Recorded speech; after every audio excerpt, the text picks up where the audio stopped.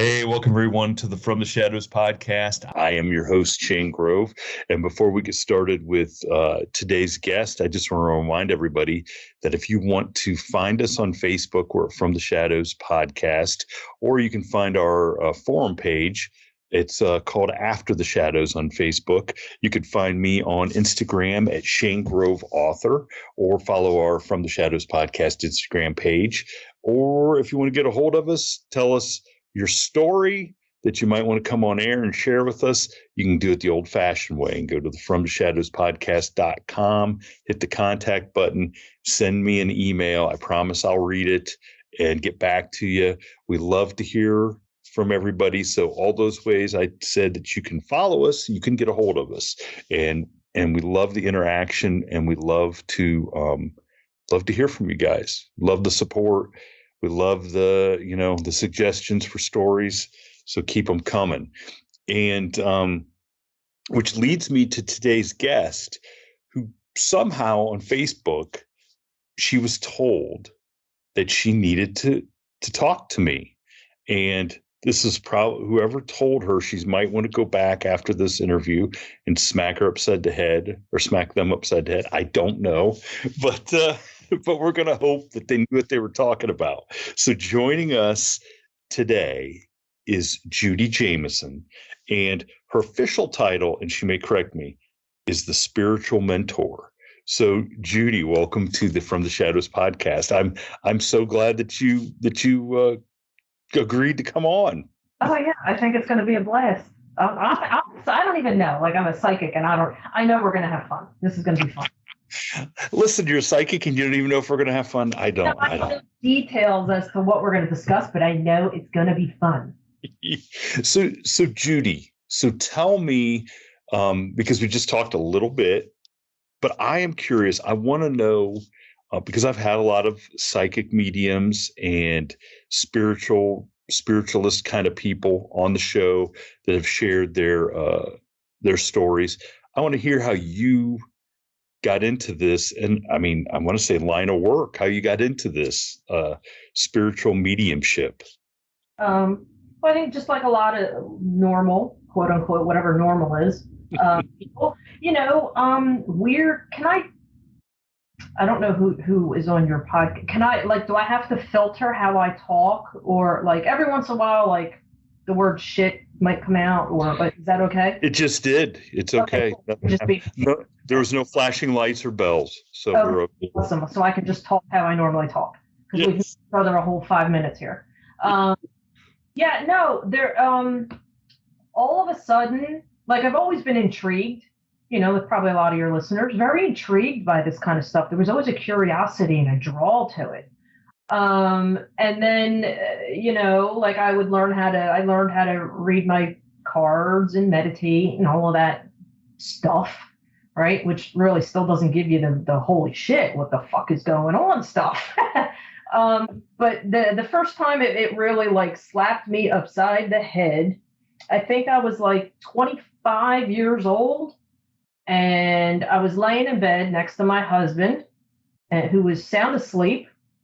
And all of a sudden I saw, I'll just say, an ET. It was a very tall, skinny, it was almost like a 7-foot pencil person standing in the doorway of my bedroom. And I had no idea I could scream the way I started screaming. Like, it wasn't scary looking. It wasn't like demonic or devilish looking. But obviously, if you see something like that, you're going to freak out. Like, people say all the time, I want to open my third eye. I want to see this. I want to see that. And then if you start seeing it, you're going to flip out, because it's going to scare you. It doesn't matter if it's broad daylight or the middle of the night. But the crappy thing is, this stuff always happens at night. But so yeah, my husband, I don't know, I started flipping out. The second I started flipping out and screaming, it disappeared. It went away. And my husband, just kind of took me and started shaking. He thought I was having a nightmare. He was like, wake up, wake up, wake up. Like, you're having a bad dream. And I didn't know what to do. So I just kind of played it off. Like, if I tell him what I just saw, he's going to think I'm nuts. Yeah. All right. Yeah, no, okay. I'm good now. I just had a bad dream. So of course, the whole rest of the night, I went in bed and I pulled the covers like over my nose, like I was terrified to go back to sleep. And then like the next night, I saw something else. Like all these weird things were happening, and then like I was having these dreams, and like within a week of having these dreams, which was at first I just thought it was a dream, like that was weird, that was wacky, but then they would play out to the T that week. It was like, holy shit. What did you dream about that that happened? Because it had to be mundane. It had to be some like regular average stuff, right? Like mundane stuff. Like internal, like family stuff. I had a dream that, which is now my mom's ex-husband, professed his love to me, and that he wished he would have met me before, like the weird family stuff. What? Was this on Jerry Springer show or not? It sounds like Jerry Springer stuff. And so, of course, like, me and my mom's ex-husband, we went to the Pennsylvania Renaissance Fair, and he got all shit-faced drunk. And on the way home, don't you know, he was spilling his guts on, how in love he was. And I'm like, dude, oh, Jesus, Louise, you have no idea what fucking position you just put me in here. Like, this is not like, shut your mouth. I don't want to hear this. And then there was another dream where I ran into like when I used to have a 9-to-5 job working for somebody, and that they didn't fire me. They permanently laid me off. It was a nice way to fire me, right? I had a dream that I ran into my old boss at a restaurant, and her and I just talked and made amends, and there was no hard feelings. And don't you know, I go out to dinner one night, and holy shit, there she is. So I went up to her, and we had a conversation, and we had a really good conversation as to why she let me go and what happened and blah blah blah, and yeah, just stuff like that. Seeing ghosts and spirits at the bottom of my bed while I was awake, like I was not sleeping, fully awake. And then stuff, obviously at that point I'm like, what the hell is going on? What is this? And believe it or not, at the time, I was a born again Baptist. I went through some shit, and I was trying to find answers, something to like a higher power, whatever that was. And I found Jesus. And at the time, the only quote unquote spiritual person I knew was my pastor. So I made a bad mistake of going to him and telling him what I was experiencing. What is this? I've never gone to a medium before. I didn't even know what a medium was. And he basically told me, in his exact words, what I'm experiencing is nothing of God. This is not a gift from God, and I need an exorcism. And then, because I bought into his fear, I didn't know any better. I didn't know how all this stuff worked. I didn't know what to do with it, but I trusted him. So I started thinking like the devil is inside of me. Something's wrong with me. Even though what I was experiencing was not anything, like poltergeist stuff. It was. I mean, how's having a dream that comes true demonic? You know what I'm saying? Ghosts, seeing ETs. And I understand now that he was just pumping into me what someone told him, even though he'd never experienced what I was experiencing. He didn't have shit to roll with. He had nothing. That's what somebody told him, But I ran with it. I thought, oh, holy cow, like the devil's on me somehow. How do I get rid of this? And that is when the scary Hollywood poltergeist stuff started happening, because I was feeding into the fear.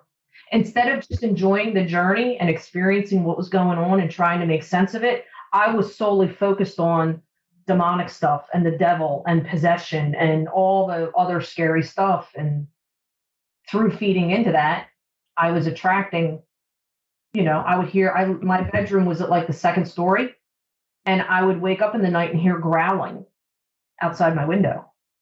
I'm like, whoa, there's no, what do you call that? A porch? Or, there's no like roof of the porch or awning or whatever. hovering, hanging out at the second story window, growling. I would feel a presence behind me, like if you sleep on your side, all of a sudden I would feel like terrified and all my hair standing up and like thinking to myself like, shit, something's behind me. Do I want to turn around and see what this is? And like I just kept feeding into the fear. And then one day somebody told me like, why don't you just go to a medium? Go to somebody who specializes in this stuff who can help you understand what's going on. So I did. And that's when everything changed because she basically explained to me, all right, you have these gifts.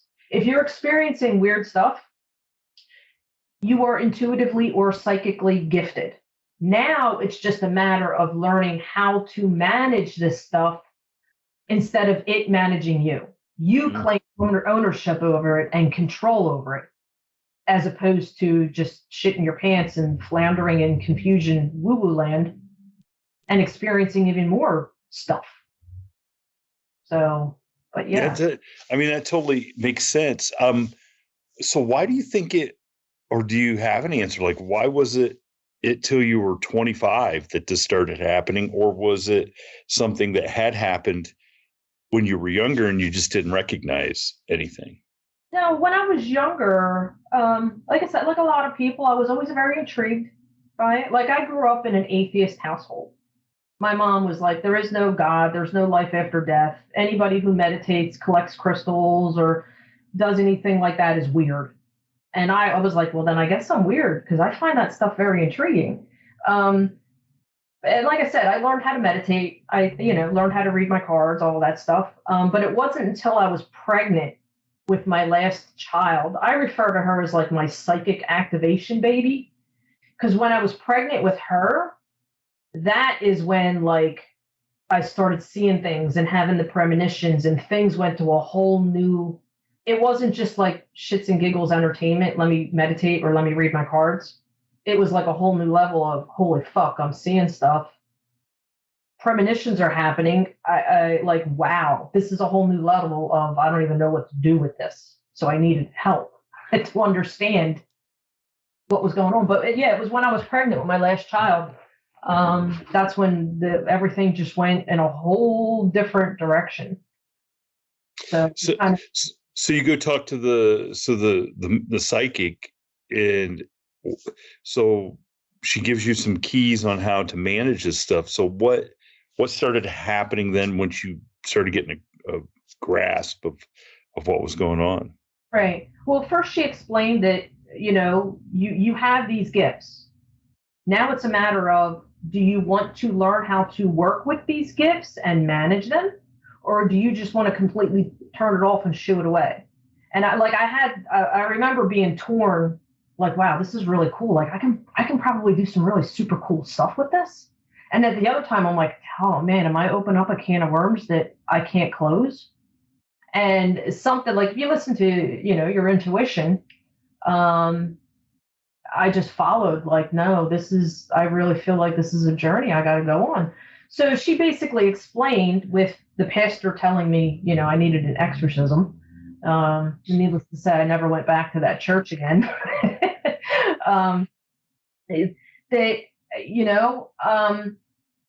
The way she explained it was like, when you have your house, your home, right? And you do not leave your front door open for any stranger, Joe Schmo, to walk in the front door.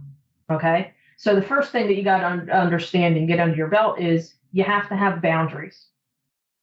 Because boundaries, I teach this stuff for a living, but boundaries in the physical world are just as important as boundaries in the spiritual world. Because if you can think of yourself as like a light bulb, right? And the spirit world can see the people who have light bulbs. Some people might be on a dimmer switch. Some people might be like the floodlight.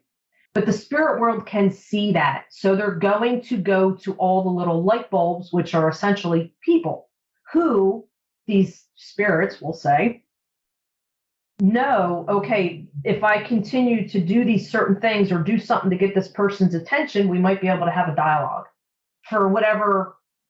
I mean, when I say spirits, I'm talking everything in that big grand scope rainbow of ghosts, earthbound ghosts, to crossed over deceased loved ones, to ETs on different realms, to past life stuff. Like it's a whole world of different stuff. And it's all going to come to you through the avenues that you are open to. So to give you an example, right? If you're very, people talk about, I want to open my third eye, right? Well, when maybe for some people, the third eye isn't how it would work. Some people are good at hearing, so they might hear voices. Okay. Other people, like if you're a very creative person, more than likely your third eye is open, but you're looking for the ghosts, right? And that's not how it kind of starts out for some. But you see what I mean? Like some people will hear, some people will feel it, some people will see it. It's a little bit different for everybody, but those are like what your clairs are. So whatever your specific personal gift or clair is, that is how spirit will come to you, because that is your gateway out of your like 5 physical senses. Make sense? Yeah. And so I want to ask this. There's a couple questions that popped up. So number one, why do these spirits care? Why do they even care about talking to us? If you've already passed on and whether you're earthbound, wherever bound, and living footloose and fancy free, what do you care about talking to us schleps who are out delivering the mail every day or doing whatever? Why would they want to talk to us? Well, it depends on who it is that wants to talk to you, right? So to give you an example, because we can open up all different doors here. Say you move into a new house, you know nothing about that house or the property, and you move in and all of a sudden you're experiencing stuff, okay?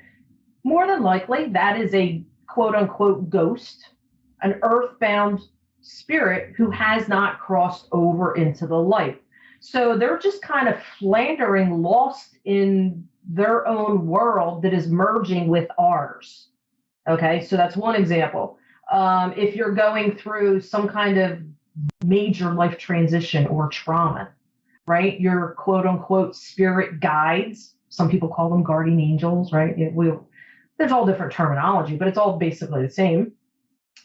Your quote unquote spirit guide may be trying to get a hold of you to kind of kick your ass a little bit and get your shit straight to get your life back in order, right? So you would be experiencing things there.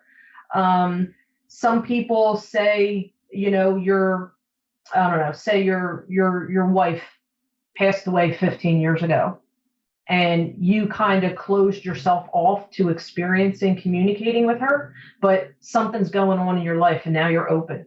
Like you're subconsciously talking to her. Hi, honey, I miss you. I wish you were here. And then bam, all of a sudden, okay, now she's like, yeah, thank you. It's about freaking time. Now he's open to continuing this relationship. So it's all different. If you can think of like everybody in the world, everybody has different things they're going through, different paths, purposes, and you know, sometimes there's people that we share physical space with. I know this is going to sound really trippy, that are not even from this planet.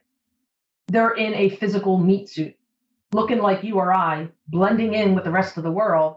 It's kind of like Men in Black, but like I want to say, like if you think of like reincarnation, you know, some people, not everybody who reincarnates from Earth. They're creating from another solar system, choosing to come to Earth to learn earthly things. But while you're in your earthly body, you don't know you're actually from another dimension unless you dive into. Wow. I so freaking love what I do for a living and having these conversations. So if you're getting like signs and synchronicities, like the geometric, you know, symbols, you know, like if Egypt, you look down at the pyramids and there's all these funky, wacky designs and print, right? That's an outside universal intelligence, right? It's not from Earth. It's not so, yeah. Well, on your unique path and purpose and what your where your soul originates from, right? Does that make sense for you? Yeah, I mean, it kind of ties a lot of other things, that I've heard. They tie into each other. Yeah. Um, now the other, so our old producer he passed away on Easter. He When we started the podcast, he had never had an experience. He was one of those that, oh my gosh, I want to experience a ghost, or I want to experience something. And he finally had an experience. He went with some ghost paranormal people, and he wanted to, because he wanted to, and he felt like he got touched and stuff. But what about people like him who really desire the ability or the opportunity to see or experience something like that, and it never happens for them? Like, why don't these spirits recognize those people and come to them? Or they just, is there just some biological reason that they can't, or psychological reason that the person on Earth can't communicate or experience something? I'll tell you, I think I've been doing this as my full-time job for almost 15 years now. There's only two reasons why someone would not experience something. Okay. One, if you have your non-believers, it's just not written in their path and purpose. It's like trying to convert somebody who's Jewish to be a Baptist. It just, forget it. It ain't going to work. Right. Stop wasting. The other avenue with that too is for those that want to open up their gifts and experiencing things, the ego is what stops and blocks it. Because when you're working with the spirit world, if you are trying to control it or dictate it or think of it like having a conversation with somebody. If you're telling somebody, I want to see you, or I want to have a premonition, or I want to do, that's all you. Ain't nobody's going to want to work with somebody who's dictating and controlling. So when you release how is it going to happen? How is it going to come through? What am I going to experience? You're open to allowing the experience to happen versus you thinking or trying to control how it's going to happen. Like I just said, like a lot of people come to me and tell me I want to open my third eye. I'm not seeing nothing. I've been meditating. I've been doing this. I've been doing that, and nothing's happening. And then when I talk to them, like, because it's not your third eye, you're hearing, you're looking when you should be listening. Right? I gotcha. Yeah, it makes sense. That makes sense. How that person is open to receive the information. Now, a lot of times what happens is spirit will be showing you all this crazy stuff, like random stuff. And you're like, whoa, what the hell is going on? And then it stops. Like I got people who come to me all the time who are like, I was experiencing this and this and this, and then it just stopped. What happened? 9 times out of 10, what's going on is spirits knocking at your door saying they're doing all the legwork. They're showing up, throwing shit in your face that you can't dismiss. They're saying you have these gifts, you have these abilities. Then they back off and give you this wonderful thing called free will, whether or not you want to choose to dive in and speak their language. And then that's where you have to show up as a willing participant versus just sitting back. I want to see ghosts. I want to feel shit on the back of my neck. I want to do this. I want to do no. Like that's a personal avenue that you have to choose to go down, and then finding out what your most open doorway is. Seeing, hearing, feeling, sensing, smelling, tasting. It's all different stuff. But yeah, you have to release control as to how you think it's going to happen or how you want it to happen. Because you can't. It's just going to happen how it's going to happen. You can't.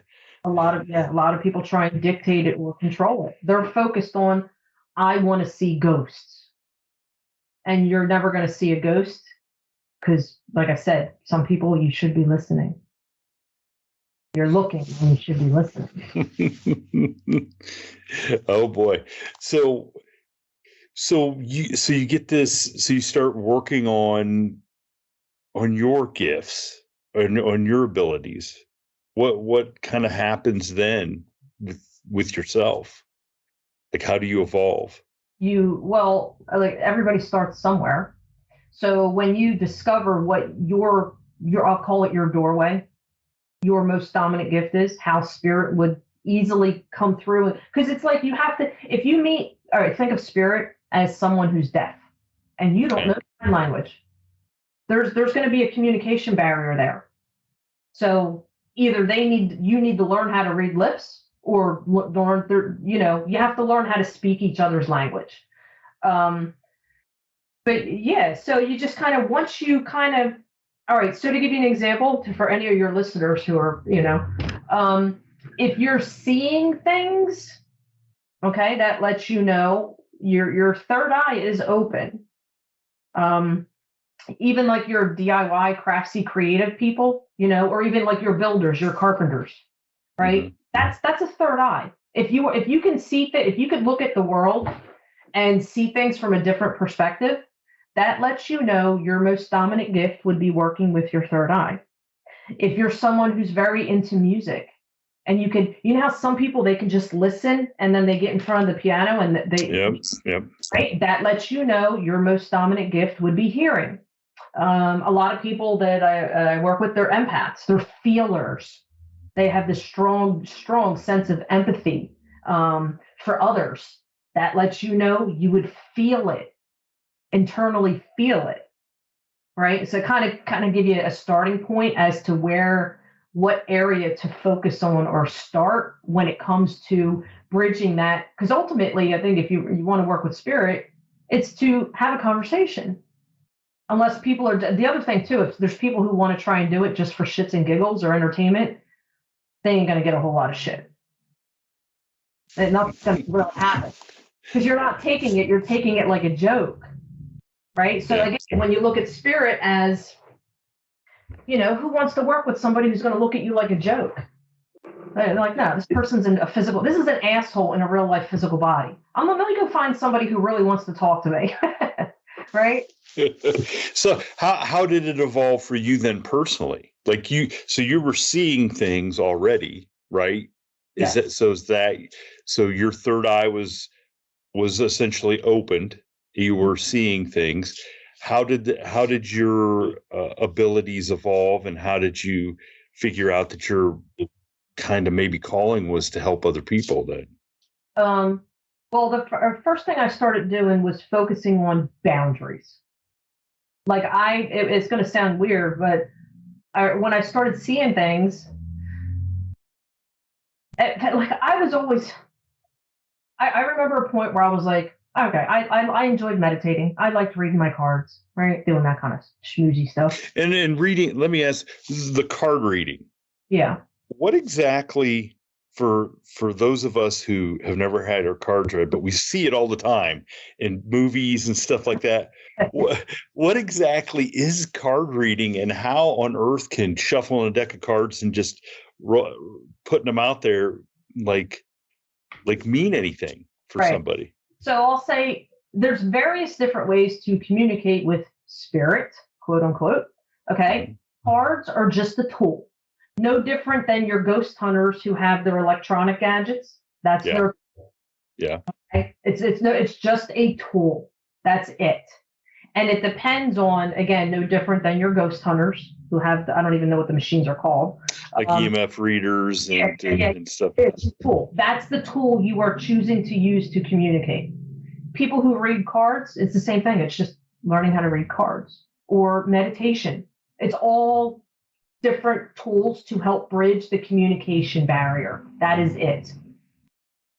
So like when you're so we're not saying that as you're shuffling the cards or whatever that the cards are being manipulated to come up in a certain way, but you're saying as you lay them out, you are able to figure out the meaning of that card as it pertains to the person that you're reading them for. Is that something like that? Well, when you're reading cards, you first have to set your intent. Okay, because it's like, all right, you got your EMF things, mm-hmm. right? Saying that right? Your yeah. Technology. I don't know, your gadgets. Are you going into a home to find demonic stuff, or are you going into a home to see if there's a crossed over to see, like, what are you searching for, right? So again, with reading cards, you kind of have to be very it's not like playing with a Ouija board where you open the portal to God knows who freaking what, and that's a game you don't want to play, right? So like when you're reading cards, usually the person who's reading them, if they're a professional and they're doing it with values, ethicals, and morals and professional guidelines, there's a specific doorway that they want to go into, whether it's someone's past life, someone's future life, someone's current reality now with their path and purpose. So it's all about the questions that you're asking. You kind of have to get what are those what was that game show? The Price is Right. What's behind door number 2 or door number 5? Or let's make a deal. Let's make a deal. Let's make a deal. So you kind of have to, again, boundaries. You have to claim control. I only want to know what's behind door number 4 because door number 4 is labeled my past lives. Door number 6 might be my reincarnation. Like you have to claim control and power over the situation. So it's no different than getting in a car. You got to take the steering wheel and you got to drive it, not let it drive you. Same kind of concept.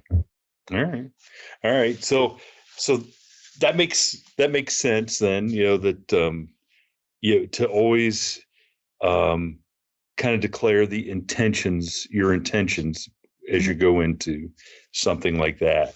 And I think sometimes if we go back to the ghost hunters, I'm not sure they always are clear with their intentions. It's just like anybody here? Anybody want to talk to us? Anything? Wait, what was that movie? Bueller? Oh, Ferris Bueller. Is anybody Bueller? Is anybody here? No, you have to be. Well, then again, that's a whole different trade. I don't want to say trade or niche. With the ghost hunters, they're just searching for whatever they can find. My niche is zeroing in on specific doors and gateways, so you can use these gifts and abilities to enhance your life versus just the show. What's on, I don't know, whatever Netflix series that's going on in your haunted house today.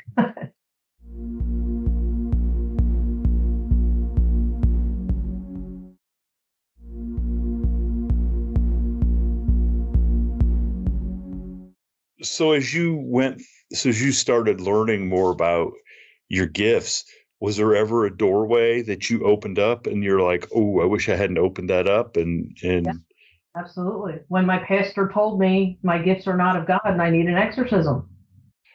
So how did that manifest? What came out of that? Well, geez, I had that manifest.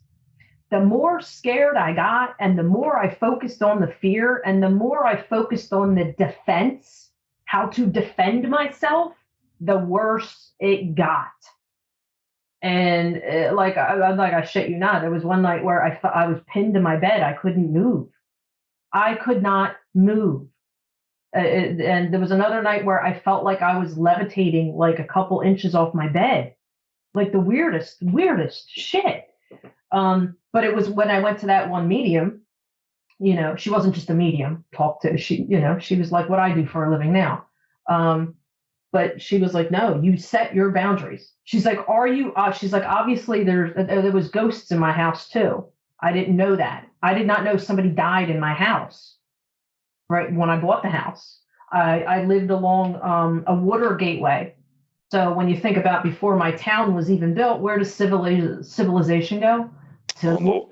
Along the water, yeah.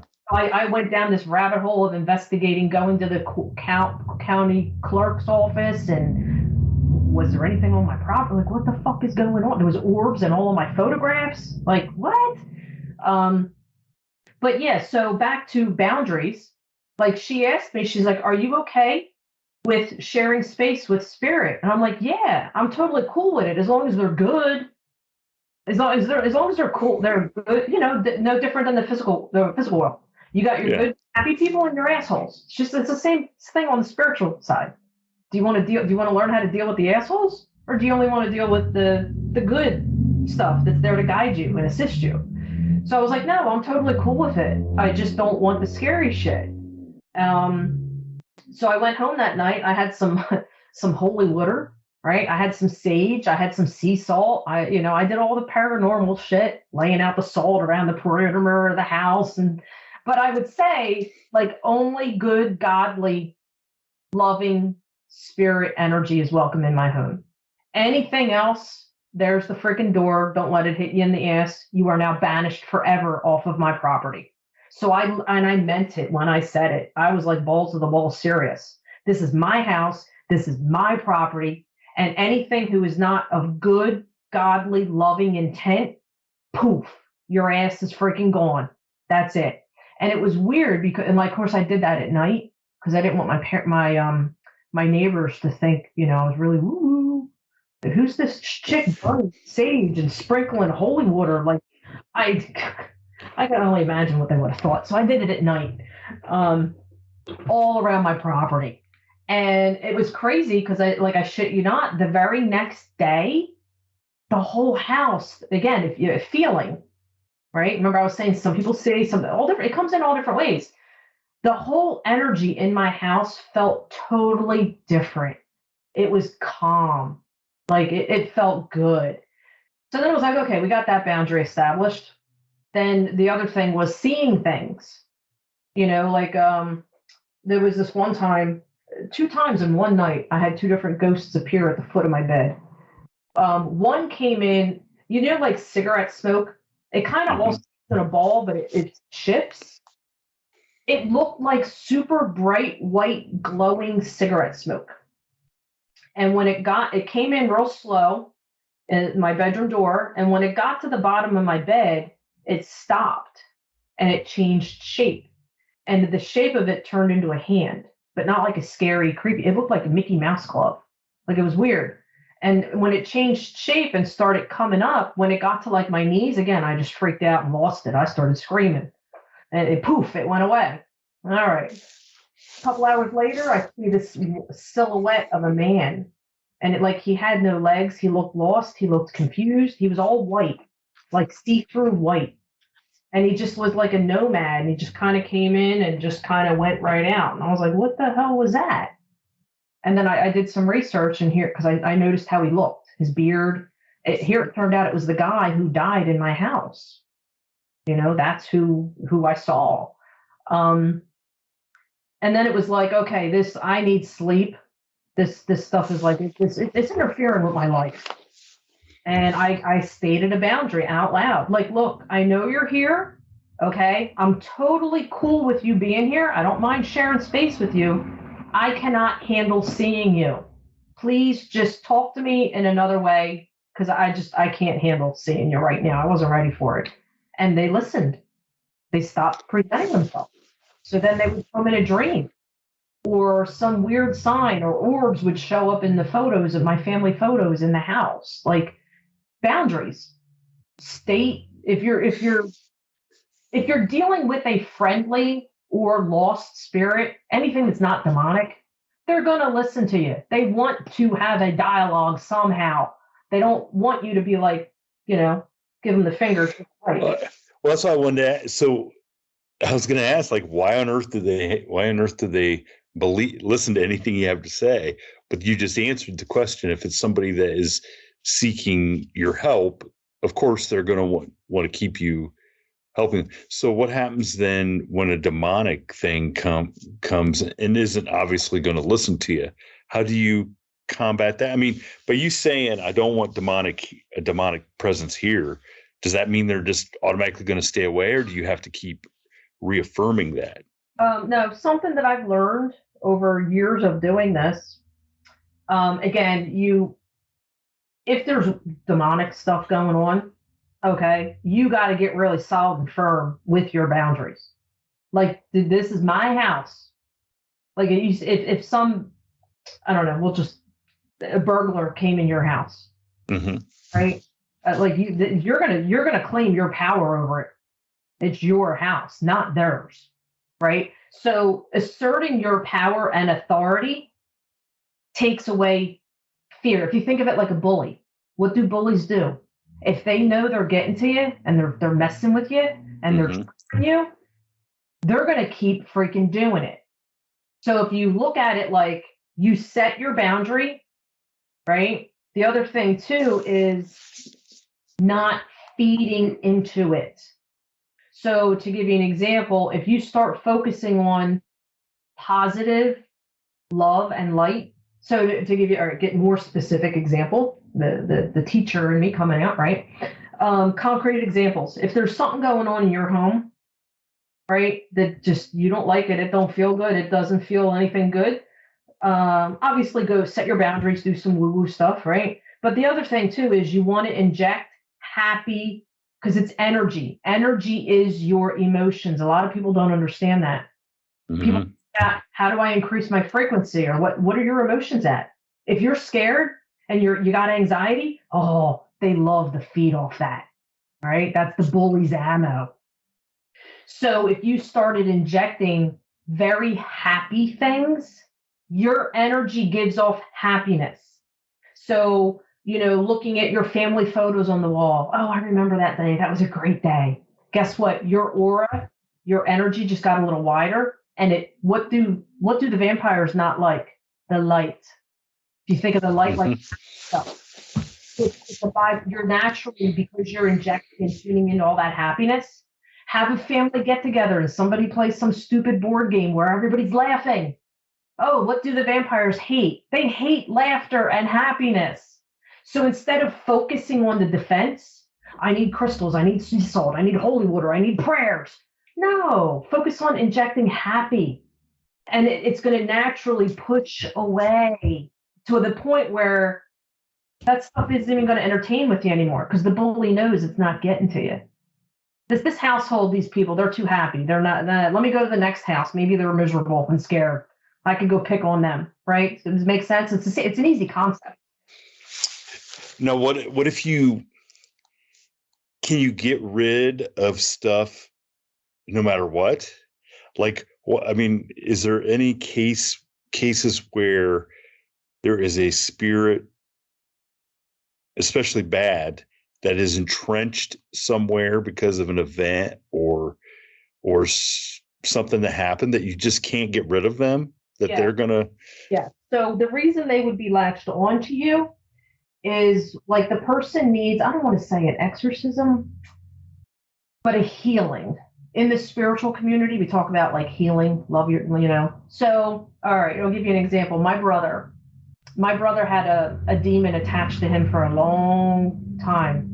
I mean, like this kid was like 4 or 5 years old. He would draw the most elaborate demon blood gore scenes you would ever see. And it's like, well, he's 4. Where he didn't see these movies. Like, where is this shit coming from? And then later on in life, tragedy things happened. He developed a heroin addiction. So when you think about that's all negative, low vibe stuff.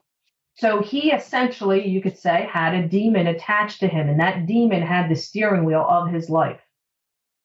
And the healing part was for, like, if you think of like a person that we're talking about, they got a demon attached to them, they have to go through some kind of healing. They have to go on a deep spiritual journey. And sometimes in the spiritual community, we refer to that as like a dark night of the soul, right? You're questioning your sanity, who you are, where you fit in this world.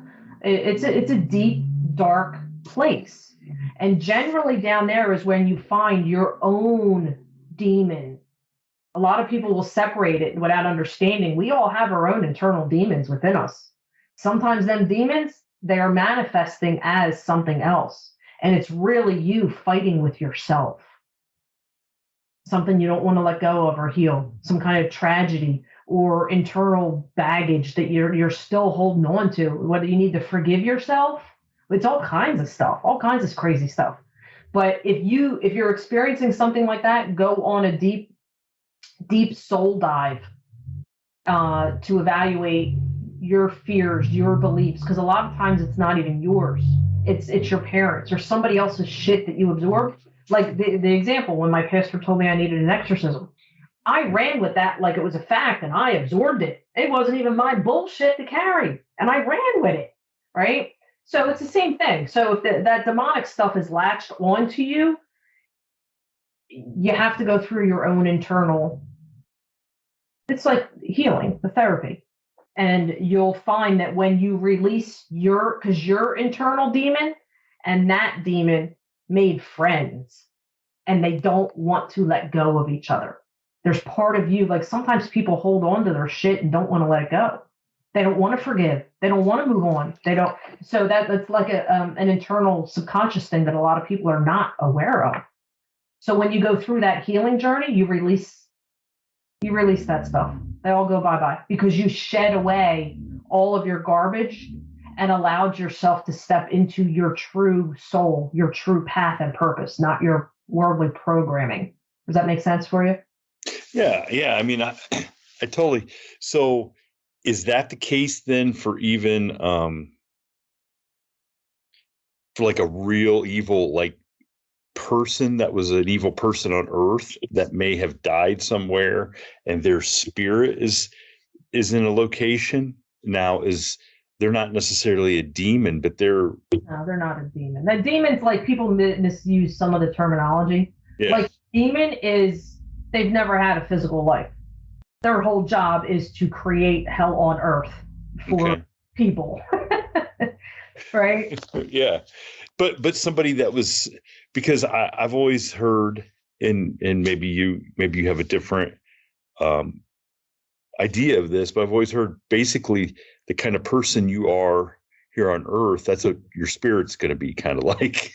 Like if you were a good person on Earth, you're probably going to be a good, loving spirit. If you were a jerk, a-hole in real life, that's probably what you're going to be in the spiritual light. Like how do you combat those kind of evil things that are more attached to a real person, or a person that was real, that walked the earth? We could split that in half. Okay, so we got one avenue. It's a single individual person, right, who's got their own internal demon, bad shit going on, right? That all away when you die if you cross over, right? A lot of people don't cross over. So, and then you have the other avenue where it's just a separate, I'll say, negative energy that has nothing to do with you. It's its own. So it kind of depends on what avenue. But like if you're talking about like, they were a good person when they were alive. If you look at someone who's, alive, there's you're split in half. You have your ego 3D physical self and thoughts, and then it's like you see the images, a little devil and a little angel on your shoulder. Think of it that way, right?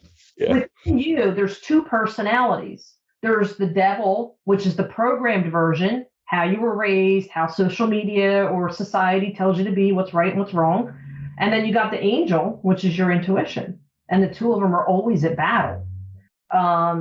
So if you go into the spiritual community, that is all based on shedding away the little devil on the shoulder. It's never going to go away. It's always going to be there. We're always going to have an ego. It's just how much you're aware of it. But the bulk of that is really getting to know who you are on a very deep, intimate soul level, not what your parents told you to be. It's like you're living an authentic life, right? Instead of pre-programming and, shedding away, dissolving that and softening it. But again, part of that process is sitting with that little devil on your shoulder and finding out, why are you here?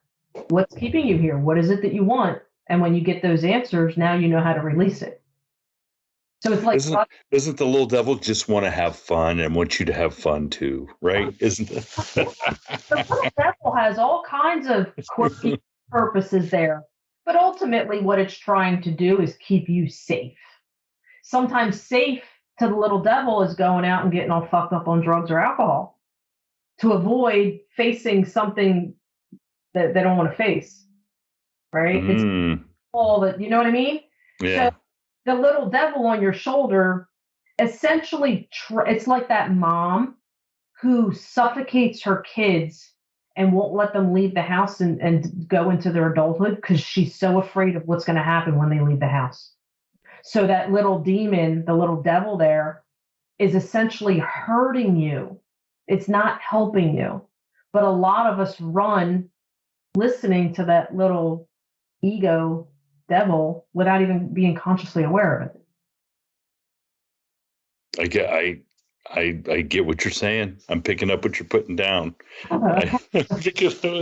So so essentially then,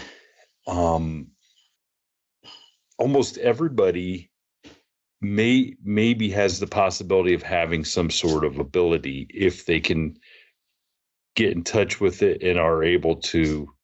Yep. So what would you, so if anybody out there listening and they're on the fence, they had seen some things, heard some things, whatever, felt some things, like what would you encourage them to do? Well, first you have to make a decision. Do you want to completely shut this off and not have anything to do with it? Or do you want to dive into it and learn how to manage it? We all got this wonderful thing called free will, right? You make a decision and draw a line. The next thing is discovering what, because remember we were talking about some people want to see. Well, you're trying to see and you should be hearing. You should be listening. You want to find out what your most dominant gift is. This way you know what area to focus on, and then you know what to expect. Because a lot of people I found who are very much into the paranormal, they struggle with developing their gifts because they're expecting something like the Hollywood movies. And I will tell you, 99% of Hollywood is bullshit, baloney, over exaggerated lies. No, don't. Please. I mean, this stuff is real, yes. But if you're thinking you're going to be like the ghost whisperer, and you're going to see and hear all day long, every day, no, that's not how it works. It's not how it works. So it's over exaggerated to make it the movie more intriguing. It's drama, right? Drama sells. But yeah, that's not how it. Yes, those things can happen, but they're not going to happen every day, all day long. There is like I said, a communication gap that needs to be bridged, and that's what I do for a living. But yeah, find out what your most dominant gift is. Find out how that gift really works and what to expect. This way, you're not getting all pissed off and frustrated and throwing in the towel because you're expecting something that isn't going to happen for you because something else is supposed to happen. And then tune into various different easy things that you can do to develop that specific gift. So if you want to work with your third eye, there's all kinds of different things that you can do. Easy things. Like the way I teach it is as you're going about your normal everyday life. These are things you can do. You don't have to set aside time to meditate or learn how to read cards, or because when I think about it, if you're really serious about working with spirit, you want to be able to do it while you're fully functioning, going about your normal life. No different than picking up your phone, calling your buddy. Yo, dude, what are you doing today? While you're sitting at your desk working. It's the same thing. You would just have an internal dialogue with spirit, your spirit guides, or your crossed over loved ones. And I have a freebie for any of your fans who are curious where to start, what's going on, what's happening. It's called Psychic Development Simplified. So, but yeah, that's where you start. That's your foundation. If you're two different avenues that happen with people, one, they're experiencing some weird fucked up shit. Obviously, there's no denying this stuff is real, right? So you want to explore it more, or you have a deep curiosity. Either one of those two avenues lets you know you have these gifts and these abilities. Because if you didn't, you wouldn't feel that calling or that desire to explore it. It's a calling, whether spirit's slapping you upside the head in the face, knocking on your door, showing you weird shit, or internally you feel that desire. Either one of those two avenues, you do have the ability to tap into these gifts. Either one, you fit the mold. It's just a matter of, do you want to learn? That's it. And how well you want to learn or get good at it. So I do want to ask one thing before we, because I want people to figure out, what it is they want to do, and I want them to get a hold of you to so you can kind of I don't want to. I'm so enjoying your company. We'll have to do this again. But so since you set boundaries, so you set boundaries in your house, Yes. so to speak. What happens when you go somewhere else and and you don't know, maybe, I mean, they don't know your boundaries. Yeah. Are things coming to you? Like, are you seeing things? Are you hearing things that you don't necessarily want to see or hear because they don't understand that you have set some boundaries? Yeah. So if you're talking about, again, let's split that in half. If you're somewhere and you're experiencing paranormal stuff somewhere, a home that's not yours, or you're going somewhere and other people's energy and what's stuck to them, you're picking up on, right? But when you get in the routine, like, it's not a one and done magic spell. In order to do anything, how do you get good at something? You do it repetition. You practice it to master it. So, like, sometimes when I go out, and because I work from home, and then, like, come the weekend, I'm like, I call the boyfriend. I'm like, get me the fuck out of this house. I need social interaction. I need to put clothes on. Okay? Get me out of my sweatpants. And I'll go out, and I could pick up on, like, a lot of people in a room. I could just start getting random stuff. So it's not like I'm intentionally. That's like a violation of privacy. If I go somewhere and I don't have that's a code of ethics I follow. You do not go peeping Tom into somebody's privacy without their permission, right? So, but sometimes things will just come to me. If I'm picking up stuff, 99% of the time I don't share it with somebody because I could tell if it's going to freak them out. Like, if I go to somebody's home for, like, a Christmas event, and I walk into the home, and it's not all the time. Sometimes I'll pick up on it. Sometimes, because I have boundaries. Like, okay, we're not in work mode now. Be normal. I don't. I turn the stuff off. I want to be normal for a little bit. If I pick up on something in somebody's home, and I know they're open to this kind of stuff, I'll ask them, hey, I'm picking up on something. Do you want me to tell you what it is? But you kind of know. I learned a long time ago, not everybody's okay with this kind of stuff. Some people are just, you tell them and they think you're a freak with 5 heads and you kind of pick and choose who you want to share it with. But again, I don't interact with it. If I go somewhere and there's some weird shit going on, I don't even acknowledge it. Like, this one time I went to this, like, healing retreat, and I saw this very demonic, creepy looking, devilish gargoyle thing hanging out in the corner, and all the way up the ceiling. And I knew, because the people that are there, they're hurt, they're in pain, they're going to bring some negative garbage with them. When I saw it up in the corner, I did not even acknowledge it.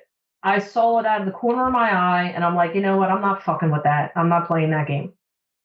And I just ignored it like it wasn't even there.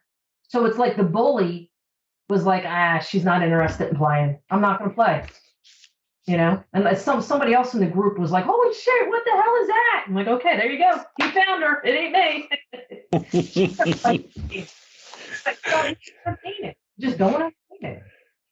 Holy smokes. Hey, look, my hat's off to being able to ignore the gargoyle in the corner. You know what I'm saying? Practice. It takes practice. You're going to have to see some gargoyles several times to get good at just being like, you know what, that's a piece of shit up there. I'm not going to play that game. Because for some people, that's part of their path and purpose is to deal with that stuff. Gargoyles. So what are those people? What are the movies? The Poltergeist, Exorcism, whatever. Yeah. That some people, that's their job. That's their jam. They want to fight that stuff.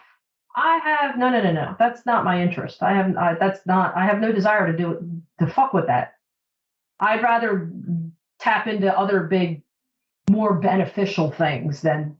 But there's people who they might be experiencing that stuff because it's part of their calling to learn how to defend against that stuff.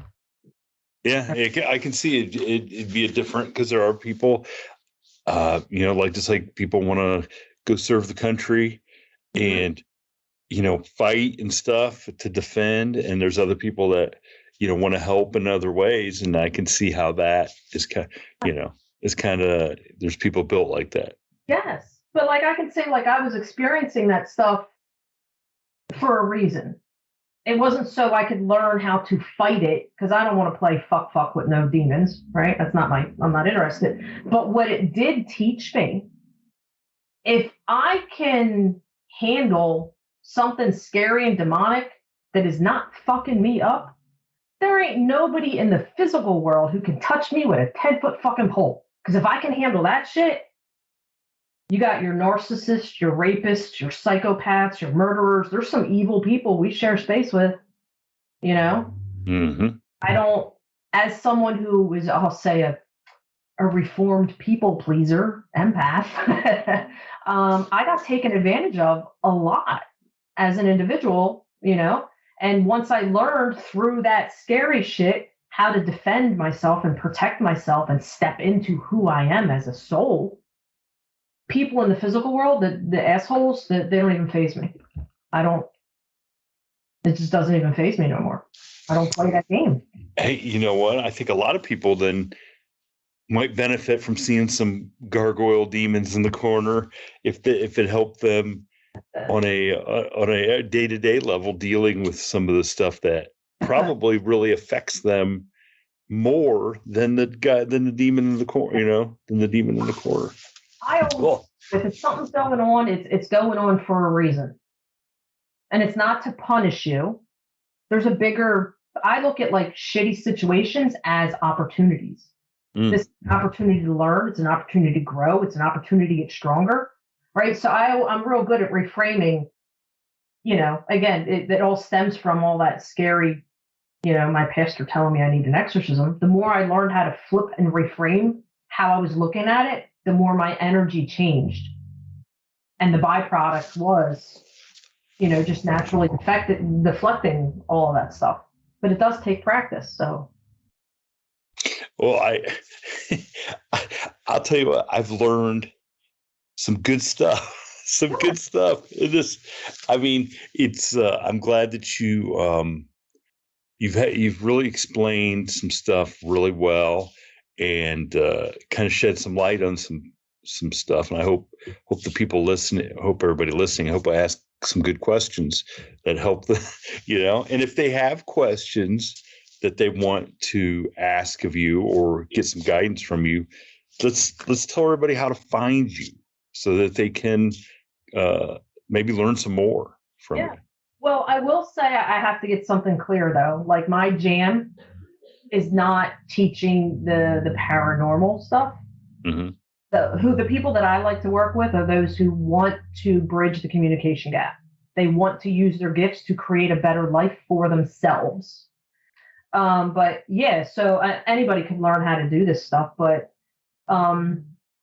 Facebook is my main home. YouTube, I spend a lot of time on Facebook. You would just Google Judy with an I, Jameson. It's Jamie, JAMIESON, the spiritual mentor on Facebook. And we'll put a link to your YouTube page in the description. Yeah. So no, I appreciate you. So whoever suggested you come on, I'm glad they suggested, because I think our listeners will have enjoyed, this education. I mean, this was very informative, and if somebody's dealing with some stuff out there that they want to get a better handle on, I think you're the person to get a hold of, for sure. I like to help people. That's what well, Judy, thanks so much for coming and hanging out for a little bit, and this was a great talk. Yeah, absolutely. I so enjoyed it. Love it. Oh, love it. Thank you for tuning in to this week's episode of the From the Shadows podcast. Until next time, never shy away from the darkness or what may be lurking in the shadows. We are out.